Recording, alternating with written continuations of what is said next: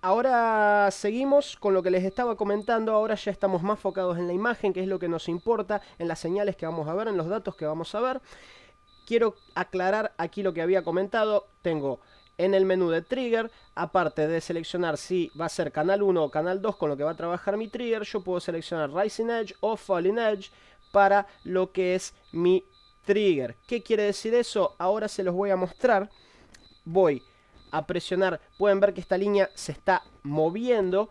Tiene, si yo aumento lo que es, disminuyo mejor dicho, lo que es volts por división, pueden ver que la línea se mueve. Lo voy a dejar en 1 volt por división. El trigger está en 2.24. Voy a seguir analizando lo que es la BIOS. Sé que trabaja con 333, entonces me sirve. Hago un single sequence y fíjense, la línea dejó de moverse. Está congelada. Apareció la R aquí arriba que yo les comentaba. Y ahora yo voy a poner la punta de prueba en el terminal 1 de la BIOS y voy a conectar el cargador. En el momento que conecto, puedo ver esto. ¿Qué quiere decir esto? El terminal 1 de la BIOS trabaja con lo que es Active Low. Yo voy a tener una resistencia pull-up, voy a tener una tensión de 3 volts, 3.3 volts en esta línea por medio de una resistencia pull-up que en el momento que se genere un estado bajo es el momento donde mi BIOS va a empezar a trabajar. El terminal 1 es Chip Select. Chip Select está activo en estado bajo. Siempre que el terminal 1 esté en estado bajo, quiere decir que yo le estoy dando la orden a ese chip que yo lo quiero leer. En este caso, quien lo quiere leer es el EC. ¿Qué podemos entender aquí? Fíjense en que mi captura, de manera muy ineficiente, empieza cuando mi línea de 3 volts pasa a estado alto. Cuando mi línea de 3 volts pasa a estado alto, mi trigger, que está en Rising Edge, captura esta subida, este flanco ascendiente. Rising Edge, flanco ascendiente. Falling Edge, flanco descendiente. Como lo que yo quiero capturar es cuando empieza a leer los datos y no cuando se activa la fuente de 3 volts. Eso no me interesa, al menos no en este caso. Supongamos que yo quiero empezar a ver la primera comunicación. Entonces me importa que la comunicación empieza aquí. Por lo tanto, yo voy a cambiar mi trigger para Falling Edge. Voy a darle Run de nuevo, empieza a correr la línea, le doy Single Sequence de nuevo, con eso se pausa y espera que ocurra algo, algún evento que pase por la línea de mi trigger. Conecto y fíjense en que la captura ya empezó en este punto, o sea, mi horizontal que está aquí señalado no empezó aquí, sino que empezó aquí. Esto me puede permitir, si yo voy corriendo, por ejemplo, corro, fíjense que ahora ni siquiera voy a ver el momento donde la línea, ahí puse para hacer otra captura, no voy ni siquiera a ver el momento donde la línea de 3 volts se activa. Ni siquiera me enteré cuando subió la línea de 3 volts, sino que yo empiezo a capturar en el primer pulso en estado bajo que ocurrió aquí. Para eso me va a servir mi Falling Edge. Lo puedo tener como Falling Edge, como Rising Edge. Presiono el botón, vuelve a la posición predeterminada. Presiono, si lo tengo por acá, presiono el botón, vuelve a la posición predeterminada. El trigger, lo mismo. Presiono el botón y vuelve a 0. Muevo mi trigger a donde quiero para poder trabajar. Voy a conectar ahora el cargador para que podamos ver las fuentes. Vamos a ver cómo trabaja la fuente en este equipo. Vamos a ver un poco cómo jugar con el osciloscopio para poder capturar esa señal de la fuente. Tengo esta fuente de alimentación, acá podemos ver MOSFET de alta, MOSFET de baja, bobina, capacitor. Primero yo voy a medir en la salida del capacitor. Terminal positivo del capacitor. ¿Qué es lo que está ocurriendo aquí? Fíjense, la línea sube y desaparece. Si yo suelto, vuelve. Sube y desaparece. Porque yo acá estoy midiendo una línea de 5 volts y solo tengo 4 volts por división. Cambio mis volts por división a 2 volts por división y acá puedo ver 1, 2 y mitad de otro. Total 5 volts. Estoy analizando una línea de 5 volts. Tengo una línea perfectamente recta porque esto es corriente continua. corriente continua, está representada en el osciloscopio por una línea recta. No tiene variaciones en el tiempo, no tiene ondulaciones. Y obviamente lo ideal es que no tenga ningún tipo de... que en realidad siempre tiene, ¿no? Pero lo ideal es que tenga la menor cantidad de rizado posible, la menor cantidad de imperfecciones posibles, esta línea perfectamente recta, como para que pueda trabajar como corresponde. En el momento que ya vamos a ver otros ejemplos, si esta línea tuviera este capacitor de salida alterado, estuviera en mal estado este capacitor, que es lo que pasa con los neck talking, por ejemplo, nosotros veríamos que esta línea, que tiene que ser perfectamente recta, hace ondulaciones. Eso es repo, eso es rizado, eso es un problema, una falla en los filtros de salida. Si medimos aquí la bobina, del lado del capacitor tenemos exactamente lo mismo, porque es una línea compartida por los dos. Sin embargo, si ya nos vamos para el otro lado de la bobina, lo que vamos a medir es otra cosa. Fíjense en lo que aparece. Y mucha gente, lamentablemente, mide fuentes con el osciloscopio más o menos así, hace así, no sé, y no es lo ideal. También, si nosotros presionamos aquí el autoset, miren lo que pasa. Por eso mucha gente se confunde, mucha gente presiona el autoset, ve esta línea rara y considera, bueno, ahí está funcionando la fuente. Sí, está funcionando la fuente, es verdad, pero esto no es lo que yo quiero ver. Aquí yo tengo una tensión que va a ir desde un pico alto por la tensión que me baja de 19 volts del MOSFET de alta hasta un 0. Y yo eso es lo que quiero ver. Yo tengo acá PWM. Pongo aquí el horizontal en el medio. Y aquí es lo que puedo ver. Ahí tengo mi PWM. Y puedo jugar con el trigger. Si yo bajo el trigger, yo estoy capturando todo esto porque estoy diciéndole que me importa lo que pase aquí abajo. Pero si yo lo pongo a partir de aquí, fíjense en cómo ya abandono lo que importa, lo que pasa por ahí abajo, porque ya no me importa, sino que lo que me importa es lo que está aquí en la línea de 6.4 volts.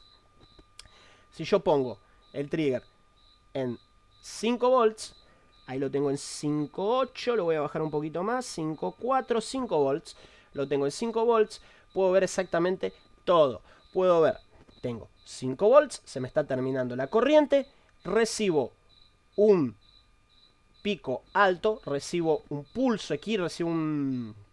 Este es el momento donde el MOSFET de alta trae corriente desde la línea de B+, me lleva la tensión durante un momento hasta, miren cómo yo puedo con el trigger, puedo jugar para descubrir los valores, me lleva hasta alrededor de los 18.2, 18.4, 18.6, 18, ahí 18.8, ya vemos que ya empiezo a capturar raro, a veces captura, a veces no, o sea, ahí ven como la línea se mueve plenamente. Bueno, alrededor de los 18.6. ¿Por qué? Porque yo no voy a tener toda la tensión de mi cargador aquí, sino que yo voy a tener una caída ocasionada por lo que son el diodo, por ejemplo, el diodo que tengo en la etapa de entrada de corriente, ¿no? El diodo que protege contra inversión de polaridad. Entonces, aquí voy a tener un pico de 18.6 volts y voy a tener después una bajada que, debido al efecto de la bobina, llega a irse hasta los... Ahí vamos a intentar agarrarla. Llega a irse hasta los menos 2 volts, más o menos. Por eso también podemos ver que el pico a pico es de más de 20 volts. ¿Por qué tenemos un pico a pico de más de 20 volts? Porque debido al efecto... a este efecto de la conmutación, bien, tenemos un momento donde podemos llegar a tener en estas fuentes un pico negativo, y con esto lo estamos analizando. Este sería el punto más bajo, llega a bajar de los 0 volts, se va a un pico negativo. Estos son fenómenos que ocurren debido a la conmutación que elaboran, a la conmutación, ¿no?, que trabaja con estas fuentes, que estas fuentes trabajan siempre, switchando. Esta conmutación genera estos efectos. Aquí podemos ver otro efecto, que es esta colita del pulso de PWM, esta colita que tenemos al final. Eso es un efecto que ocurre en el momento que nosotros dejamos la bobina. Todos estos detalles, el objetivo aquí es simplemente que vean cómo estoy jugando con el osciloscopio para poder captar la señal. Y todo esto en detalles, esto se ve en la parte de fuentes SMPS, ¿no? Inclusive, bueno, con más detalles, más capturas, dibujo, ejemplo, lo que sea. Y más teoría, obviamente. Pero acá lo que más me importa en este momento es que ustedes puedan ver cómo podemos captar todos los detalles. Podemos captar el punto más alto, podemos captar el punto más bajo, podemos captar lo que es la resonancia. El nombre de esto es una resonancia o ringing. Normalmente lo pueden encontrar como ringing. Podemos captar todos los detalles, todos los efectos que nos genera esta conmutación de la fuente. Mucho mejor que simplemente si presiono el botón de autoset y veo esta hermosa porquería en mi pantalla. Para esto no sirve un osciloscopio. Podemos ver también lo que son los pulsos de alta y de baja de los MOSFETs. Yo voy a poner aquí a ver qué tengo, si este es de alta o de baja. Ya voy a descubrir. Pongo el horizontal en el medio presionando el botón. Mido el punto más alto. Ahora estoy trabajando con 10 volts por división. El punto más alto ya está alrededor de los 23 volts más o menos. Esto también la teoría de por qué esto ocurre. Este pulso de mayor que la tensión del cargador, ustedes van a poder verlo en la parte de SMPS. Pero ya puedo deducir que este es mi MOSFET de alta. Y puedo ver todo el efecto que he generado tal como lo puedo ver en la bobina. Si yo me paso para este otro señorito, que es mi MOSFET de baja, ya fíjense en que en 10 volts por división no puedo ver nada. Voy a bajar a 5 volts por división y mi trigger todavía está en 14. Lo voy a bajar, bajar y ahí puedo ver algo. Todavía está muy chiquito, voy a bajar a 2 volts por división y ahí puedo ver mi PWM en el gate de mi MOSFET de baja. Y si yo cambio la escala de tiempo, ven cómo estoy jugando con la escala de tiempo, cambio la escala de tiempo menos milisegundos por división, se agranda el PWM, pongo más segundos por división, se achica, pero ahí puedo ver que hay muchos. Ahora, ¿quieren ver esto todavía mejor? Porque aquí están viendo que hay muchos pulsitos que aparecen. Si yo aquí en adquisición, que lo tengo en 4K de mi memoria, pongo 40K, miren cómo los pulsos se duplican. En realidad siempre tuvimos más pulsos de lo que estábamos mirando. Lo único que ocurre es que no teníamos la memoria suficiente programada para poder mostrarlos en pantalla. Si yo sigo aumentando, fíjense que todavía me muestra más detalles en pantalla. Y así vamos jugando con lo que es nuestra memoria. La memoria del osciloscopio, la memoria de adquisición. Bien. Creo que con esto, bueno, ya fueron varios ejemplos. Ahora vamos a hacer un corte nuevamente para que ustedes puedan ir discerniendo todo esto, ¿no? O sea, que puedan ir bajando la información. Y vamos a ver algunos ejemplos más en el próximo video. Posiblemente ya tome otra placa de ejemplo. Posiblemente ya veamos algunos otros comandos. Posiblemente ya veamos algunas otras funciones, mejor dicho, del osciloscopio. Y voy a ver si armo algo acá que me parece que va a ser muy interesante, que es trabajar con los dos canales. Ya algún ejemplo con dos canales, como para que nos vayamos dando una idea de lo que podemos llegar a hacer con nuestros dos canales, para qué van a servir. Aunque durante todo este entrenamiento van a haber muchos ejemplos con dos canales, me gustaría ya dar una previa de lo que los dos canales nos van a poder ofrecer. Vamos a cortar por aquí y ya volver otro video con más ejemplos, más funciones del osciloscopio y ya con 2 canales para analizar alguna línea. Seguimos entonces.